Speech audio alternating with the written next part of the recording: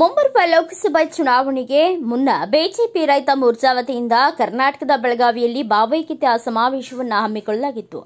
ನೇತೃತ್ವದಲ್ಲಿ ಅಧ್ಯಕ್ಷ ಎಸ್ ಪಾಟೀಲ್ ರ್ಯಾಲಿಯು ದೇಶದಾದ್ಯಂತ ವಿಶೇಷವಾಗಿ ಕರ್ನಾಟಕದ ರೈತರು ಎದುರಿಸುತ್ತಿರುವ ಒತ್ತುವರಿ ಸಮಸ್ಯೆಗಳನ್ನು ಎತ್ತಿ ತೋರಿಸಿತು.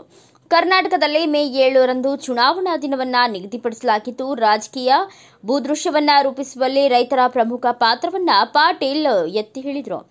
ಇವರು ರೈತರ ಕಲ್ಯಾಣವನ್ನ ನಿರ್ಲಕ್ಷಿಸಿದ್ದಾರೆ ಮತ್ತು ಅವರ ಉನ್ನತಿಗೆ ಉದ್ದೇಶಿಸಿರುವ ನಿರ್ಣಾಯಕ ಸರ್ಕಾರದ ಉಪಕ್ರಮಗಳಿಗೆ ಅಡ್ಡಿಪಡಿಸುತ್ತಿದ್ದಾರೆ ಎಂದು ಆರೋಪಿಸಿ ಕಾಂಗ್ರೆಸ್ ವಿರುದ್ಧ ಕಟುವಾದ ವಾಗ್ದಾಳಿ ನಡೆಸಿದರು. ರೈತರಿಗೆ 6,000 ಆರ್ಥಿಕ ನೆರವು ನೀಡುವ ಪ್ರಧಾನಮಂತ್ರಿ ಕಿಸಾನ್ ಸನ್ಮಾನ್ ಯೋಜನೆಯಂತಹ ಉಪಕ್ರಮಗಳನ್ನು ಉಲ್ಲೇಖಿಸಿದ ಪಾಟೀಲ್ ರೈತರಿಗೆ ಬಿಜೆಪಿಯ ಬದ್ಧತೆಯನ್ನ ಒತ್ತಿ ಹೇಳಿದರು. ಮುಖ್ಯಮಂತ್ರಿ ಬಿಎಸ್ ಯಡಿಯೂರಪ್ಪ ಆದರೆ ಈ ಪ್ರಯತ್ನಗಳಿಗೆ ಕಾಂಗ್ರೆಸ್ ಅಡಗಾಲು ಹಾಕಿದ್ದು ರೈತರು ಕಂಗಾಲಾಗಿದ್ದಾರೆ ಎಂದು ಆಕ್ರೋಶ ವ್ಯಕ್ತಪಡಿಸಿದರು.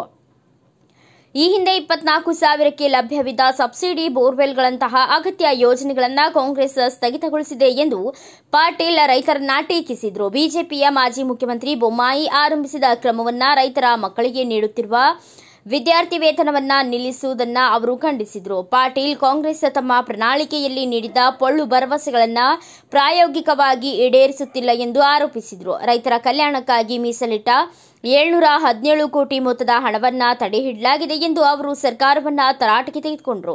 ಬಿಜೆಪಿ ಆಡಳಿತದಲ್ಲಿ 13 ಲಕ್ಷಕ್ಕೂ ಹೆಚ್ಚು ರೈತರು ಪ್ರಕೃತಿ ವಿಕೋಪಗಳ ಸಂದರ್ಭದಲ್ಲಿ ಸರ್ಕಾರದ ನೆರವಿನಿಂದ ಪ್ರಯೋಜಿತ ಪಡೆದಿದ್ದಾರೆ ಎಂದು ಪಾಟೀಲ್ ಪ್ರತಿಪಾದಿಸಿದರು. ಆದರೆ ಪ್ರಸ್ತುತ ಕಾಂಗ್ರೆಸ್ ಸರ್ಕಾರವು ನಿರ್ಣಾಯಕ ನೀರಾವರಿ ಯೋಜನೆಗಳನ್ನು ಅನುಷ್ಠಾನಗೊಳಿಸುವಲ್ಲಿ ವಿಫಲವಾಗಿದೆ. ಇದು ರೈತರ ಸಂಕಷ್ಟಕ್ಕೆ ಕಾರಣವಾಗಿದೆ.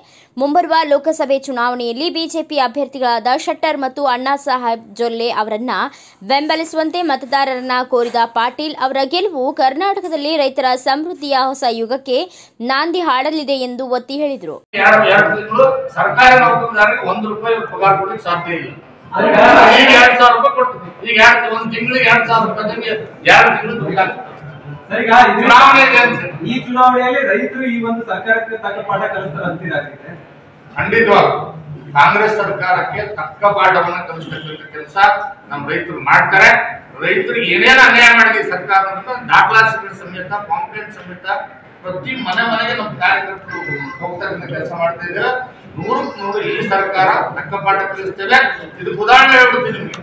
ಇವ್ರಿಗೆ ಸೋಲಿನ ಭೀತಿ ಪ್ರಾರಂಭ ಆಗಿದೆ ಅನ್ನೋದಕ್ಕೆ ಕಾರಣ ಏನು ಅಂದ್ರೆ, ಕೊರೋನಾದಲ್ಲಿ ಹೋಗಿ ಮೈಸೂರಿನಲ್ಲಿ ಮುಖ್ಯಮಂತ್ರಿಗಳು ಸ್ವತಃ ಹೇಳ್ತಾರೆ ಏನಂತ, ನೀವೇನಾದ್ರೂ ನನ್ನ ಕ್ಷೇತ್ರದಲ್ಲಿ ಲೀಡ್ ಕೊಡದೆ ಹೋದ್ರೆ ನನ್ನ ಕುರ್ಚಿ ಹೋಗ್ತದೆ, ನಾನು ಕುರ್ಚಿ ಮೇಲೆ ಗಟ್ಟಿಯಾಗಿರ್ಬೇಕಾಗಿದೆ, ನಾನು ಮುಂದುವರಿಬೇಕಂದ್ರೆ ಕನಿಷ್ಠ 60,000 ಲೀಡ್ ಕೊಡ್ಬೇಕು ಅಂತ ಹೇಳಿ ಒಬ್ಬ ಮುಖ್ಯಮಂತ್ರಿ ಮಾತು ಹೇಳ್ತಾರೆ ಅಂತಂದ್ರೆ ಅವ್ರಿಗೆ ಸೋಲಿನ ಭಯ ಪ್ರಾರಂಭ ಆಗಿದೆ. ಚುನಾವಣೆ ಮುಗಿದ್ಮೇಲೆ ಈ ಸರ್ಕಾರ. ಬ್ಯೂರೋ ರಿಪೋರ್ಟ್ ಪ್ರತೀಕ್ ಚಿಟಗಿ, ಭಾರತ ವೈಭವ news, Belagavi. Thanks for watching. Read, discuss and debate with editor Dr. Yan Prashant Rao. Wanted reporters in print, digital and visual media for Bharat Vaibhav Daily Newspaper, BV News Channel and BV Fast Web News from all the talukas of Karnataka. If interested, send your resume to 9482633333.